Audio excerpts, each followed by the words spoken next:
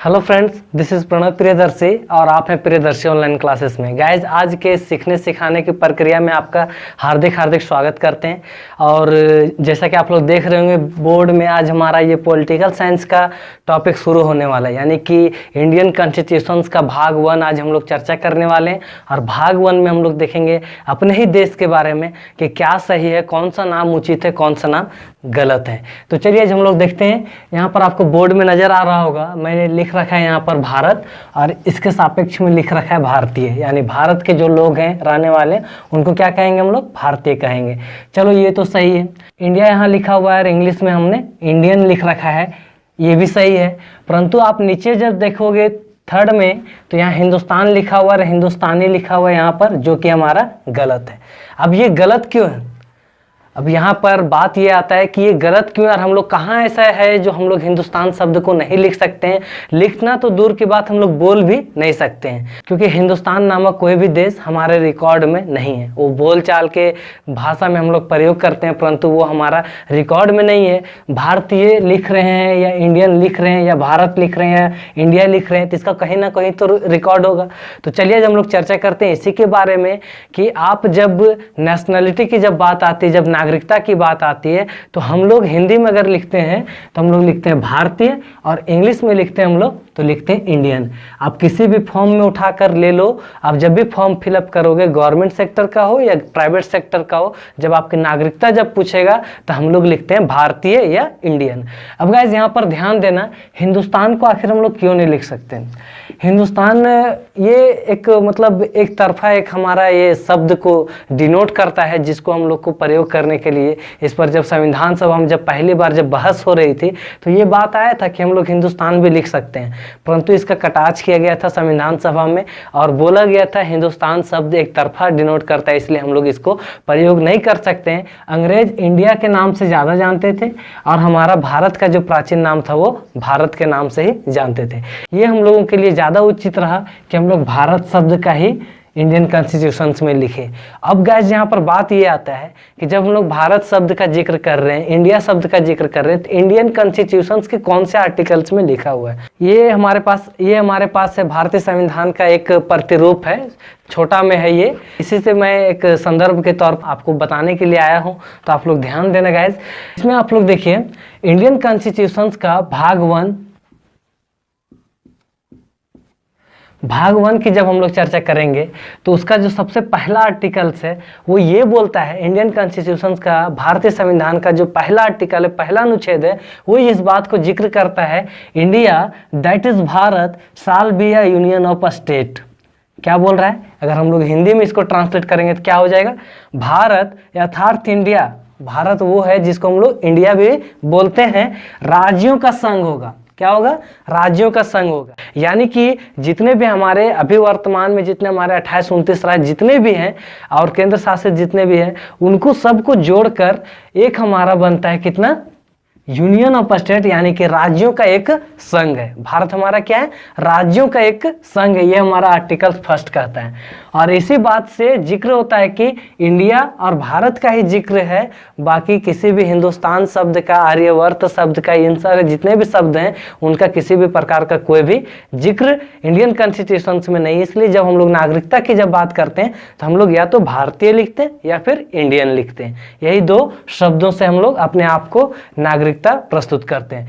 Guys अब यहां पर देखो आर्टिकल्स 2 जो है वो क्या बोलता है? नए राज्यों का प्रवेश या स्थापना। जो नए राज्य जो बनते हैं, जो जैसे हमारा झारखंड बाद में बना, बिहार से अलग होकर जैसे झारखंड बाद में बना 2000 ईस्वी में जब बना, आर्टिकल्स 2 के तहत में हमारा नए राज्यों का प्रवेश या स्थापना हुआ। तो ये हमारा हो जाता है एक आर्टिकल्स 2 का बात। तो गाइज अभी हम लोग देखते हैं कि इंडियन कॉन्स्टिट्यूशंस का जो निर्माण हुआ, जो भारतीय संविधान का निर्माण हुआ, वो एक एकदम सीक्वेंस से हुआ है। आप जब इंडियन कॉन्स्टिट्यूशंस को जब पढ़ोगे, जब भारतीय संविधान के बारे में जब आप पढ़ोगे तो आपको पता चलेगा जो एक एक आर्टिकल्स जो लिखे गए हैं वो पूरा शेड्यूल से तैयार किया गया। कैसे तैयार किया गया? तो आप देखोगे अभी मैं चर्चा कर रहा हूँ भाग 1 का, यानी कि भाग 1 में हम लोग अभी देश का निर्माण कर रहे हैं, है ना। देश कैसा होगा हमारा, उसका नाम नाम कैसा होगा, कैसे राज्य की स्थापना होगी, राज्य की सीमाएं कैसे तय की जाएंगी, वो सारी बातें हम लोग पहला भाग 1 में अभी चर्चा कर रहे हैं, यानी कि देश के बारे में।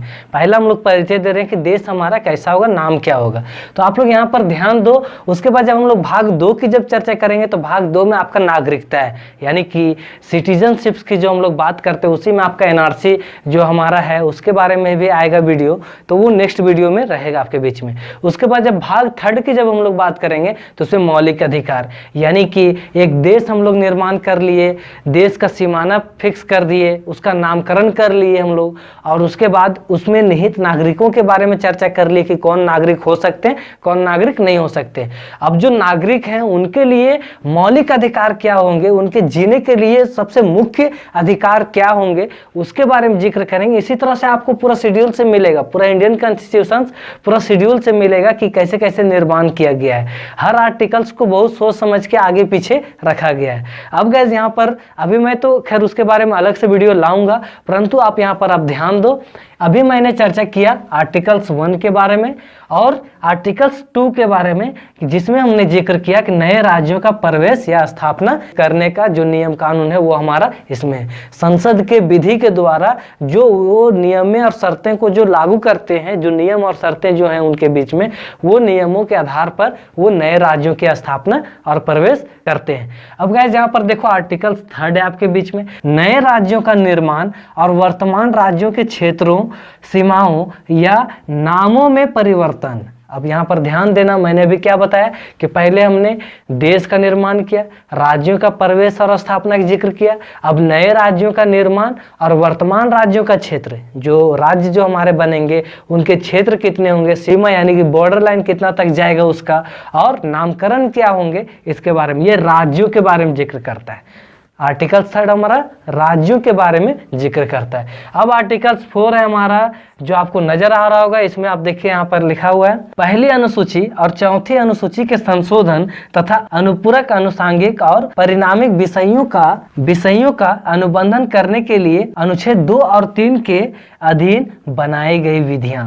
अनुसूचियों को जो संशोधन करने की जो प्रक्रिया है, अनुच्छेद 2 और 3 के तहत में जो उन्होंने जिक्र किया है, उसको ये संशोधन करने और उसके अधीन में बनाए गए नियमों के बारे में जिक्र करता है। गाइस ये हमारा भाग 1 है। अभी मैंने यहाँ पर जिक्र किया था हिंदुस्तान शब्द के बारे में, और ये शब्द जब मैंने अभी इसका कटाच किया है तो बहुत सारे लोग कमेंट बॉक्स में कमेंट कर सकते हैं, उनको बुरा लग सकता है, परंतु आप ध्यान देना ये हमारा एक तरफा है। मैंने इससे पहले देश के बारे में पढ़ाया, देश और राष्ट्र के बारे में पढ़ाया, फिर मैंने राष्ट्रवाद के बारे में पढ़ाया। तो आप थोड़ा सा सोच लो, अगर हमारा देश हमारा सबसे पहला स्थान में है तो हम लोग जो शिक्षित होने का जो परिचय देंगे वो हमारे व्यवहार से होगा। कैसे होगा? हमारा व्यवहार से। एक शिक्षित व्यक्ति का पहचान कैसे? उसका व्यवहार में परिवर्तन हो जाना, उसका व्यवहार में परिवर्तन होना, उसका व्यक्तित्व में परिवर्तन होना, ये सारी जो चीजें हैं वो शिक्षित व्यक्ति का एक पहचान है। अब यहाँ पर देखो, यदि हम लोग हमारा कॉन्स्टिट्यूशन अगर हमारा भारत और भारतीय का जिक्र करता है, इंडिया और इंडियन का जिक्र करता है, तो हिंदुस्तान शब्द का प्रयोग करना ये गैर कानूनी है और इसको बोलने के लिए भी ये मतलब सही उचित नहीं लगता है, क्योंकि यहाँ पर सभी धर्मों का समावेश है। हम लोग धर्मनिरपेक्ष देश हैं, इसलिए हम लोग सभी को आदर सद्भावना के साथ में उसको देखते हैं, और इसलिए हमारा देश का जो नामकरण पड़ा वो इसी बात को ज्यादा जिक्र करता है। ये एक छोटा सा टॉपिक था भाग 1 जिसको मैंने अभी चर्चा किया। अब हम लोग देखेंगे नेक्स्ट क्लास में भाग 2 के बारे में, और भाग 2 के में हम लोग चर्चा करेंगे नागरिकता के बारे में। तो उम्मीद करते हैं आप लोगों को समझ में आई होगी। अगर समझ में आई होगी तो प्लीज़ आप हमारे इस वीडियो को लाइक करेंगे, शेयर करें अपने फ्रेंड सर्किल के साथ में, और साथ में यदि हमारे समझाने के तरीका आपको पसंद आ रहे होंगे तो प्लीज़ आप हमारे चैनल को सब्सक्राइब करके हमारा सदस्य बने। आपने हमारे इस वीडियो को अंतिम मिनट तक देखा है, इसलिए आपको बहुत बहुत धन्यवाद। हम लोग फिर से मिलेंगे, तब तक के लिए bye bye, take care, love you to all, thank you. Hello friend, my name is Shreya Shadiya. मेरे पढ़ना भैया का चैनल सब्सक्राइब कीजिए, वीडियो को लाइक और शेयर कीजिए। Thank you.